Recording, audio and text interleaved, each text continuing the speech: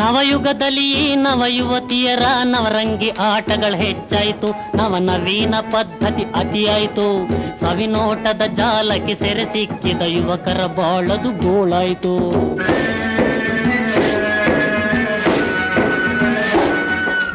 ಮಂಗಳಕರವಾದರಿಸಿನ ಕುಂಕುಮ ಕಂಕಣ ಕಾಡಿಗೆ ಮರೆಯಾಯಿತು, ಸುಮಂಗಲಿಯರಿಗದು ಬೇಡಾಯಿತು.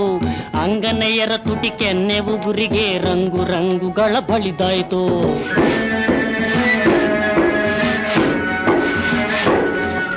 ಸೀರೆ ಕುಪ್ಪುಸ ಸಿಂಗಾರ ಭಾವದಲ್ಲಿ ಭಾರಿ ಭಾರಿ ಮಾರ್ಪಾಟಾಯಿತು. ಸಿನಿಮಾ ತಾರೆಯರಿಗೆ ಸರಿ ಸಮನಾಯಿತು, ಜಾರಿದ ಸೆರೆಗೆ ತೋರಿಸಿತ ವೈಯಾರಿ ಅಧಿಕಾರದ ಗತ್ತು.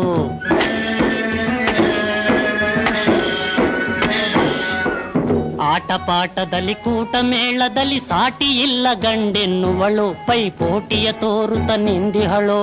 ಸೌಟ ನಿತ್ತು ಗಂಡನ ಕೈಯಲ್ಲಿ ತಾ ಮೋಟಾರೇರುತ ತಿರುಗುವಳು.